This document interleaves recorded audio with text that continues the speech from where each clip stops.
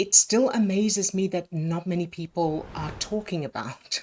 I'm still fascinated by the fact that this is something that is neuroscience based. It is so clear and obvious once you know about it, but there's not many people out there who know about it at all, or who certainly who are talking about it in the way we approach it. The unconscious part of the brain is constantly referring to our unconscious self-image and worldview. And the point I'm making here is that our self-image and worldview are physical structure in the brain. And I don't mean they're like one particular physical structure. It's collections of neurons firing and connecting. And so as we encounter something in our world, the unconscious part of the brain is referring to our implicit childhood memories that tell us what this thing is, and whether it's dangerous or not, and how to respond to it automatically. And the key here is that everybody's self-image and worldview formed from those implicit childhood memories is different. One person may react to something in a certain way, someone else may react a different way, and the reason for that is each person's brain is referring to different childhood experiences. So for example, somebody who is worried about getting on camera, so let's say somebody wants to do videos for they want to start a YouTube channel, or they want to do videos for their business. As they think about making a video, getting on camera, the brain is referring to, what does this mean? What does it mean when you get on camera? Now, one person, their childhood memories may prove that they are safe and they are loved and attention is safe, that kind of thing. And so they may be a little nervous, it's a new thing, but they won't be frightened. Another person may have childhood experiences of being shamed or being bullied or being told they're not good enough, or their parents divorced and that made them feel unsafe. There's a lot of variations of possible references. It's not necessarily to do with being on camera. It can be a completely different topic. But as the brain registers, okay, I'm going to get on camera now, it refers to these childhood memories. What does this mean? I'm not good enough, I don't deserve, it's dangerous if you draw attention to yourself, who do I think I am, people are going to judge me, whatever those individuals' references are. And then it's putting stress chemicals into their system, so including adrenaline and cortisol, that are causing that fear that actually stops them from doing it. Many people never end up taking the action they need to take in order to get to the goals they want, because they have this extreme resistance, fear, procrastination, whatever's there. So it's not about the current situation. It's not about the camera. It's not about creating videos.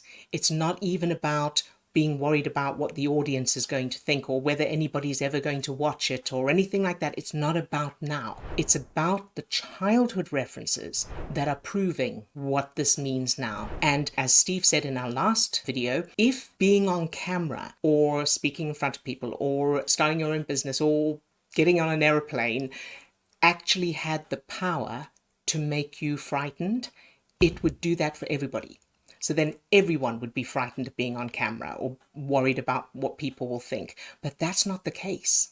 It's only if you have childhood memories that are proving that you're in danger if you do this thing or if you encounter this thing. The great news is that those memories can be changed. The key and the reason that so many things like affirmations, visualization, therapy, taking action, and all kinds of other modalities and methods and techniques and processes don't always work for everyone is because in the background, the unconscious part of the brain is referring to the so-called fact that there's a reason not to do this, or I should be frightened, or I don't deserve, whatever that belief is. There's evidence that proves it in the form of childhood memories. The unconscious part of the brain can't use logic or reason. So that part of the brain can't go, oh, well, that's my childhood and I'm no longer a child. That's not happening anymore. The conscious mind knows that. The unconscious part of the brain doesn't know that. So it's treating the situation as it would as if your childhood is happening now. There's a lot more to this. Those memories can be changed so that then when you think of getting on camera, There is no fear. In fact, there's excitement. You can enjoy it. You can look forward to it. To find out more about that, because that's a much bigger topic, there's a lot more to it, check the description of this video, because we did a live webinar yesterday and we went through all the details of that. The recording of that webinar is in the description of this video, and it'll give you exactly how that works, how those memories form our self-image and worldview, how they are directly affecting your results today, not only how you feel, but how you think, whether you're able to think clearly. They affect your problem-solving ability, your ability to think strategically, to calculate. They affect your judgment, your risk assessment, and they affect how you communicate with people, how creative you are. All of that is determined not by now, but by those childhood memories that form your unconscious self-image and worldview. That part of your brain is sabotaging you in real time as an adult, but not intentionally, of course. It doesn't have the ability to do that on purpose. The analogy we use is a GPS. So if you want to drive from one place to another, but you don't change your GPS, so your GPS is still set for where you are now, then every time you start heading toward new destination, your GPS is going to turn you around and guide you back to where you were.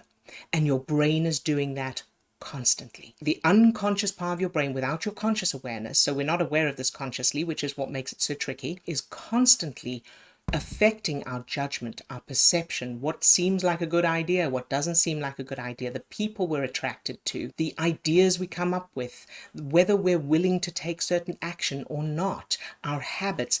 All of that is being affected in real time by the unconscious part of the brain trying to keep us in alignment, not with what we want, not with our visualization, not with our intentions, our affirmations, our goals and dreams, but with the past, with what our childhood was like. So it's checking the implicit childhood memories and going, okay, is this a match or not? And if it's not a match, then we need to do something differently. If it's a match, then yes, that's a good idea. So it's constantly keeping us in alignment with what's always been until we change that. Just like when you change the GPS to the new destination, then it's automatic. Then you go there automatically. And that's how it works. And, Steve and I have changed ours, which is why we've changed the results we get. And of course, that's what we do with our clients as well. So check out the recording of yesterday's webinar and let us know what you think. Ask any questions you have in the comments of this video. And we will see you next time. Lots of love to all of you. Bye-bye.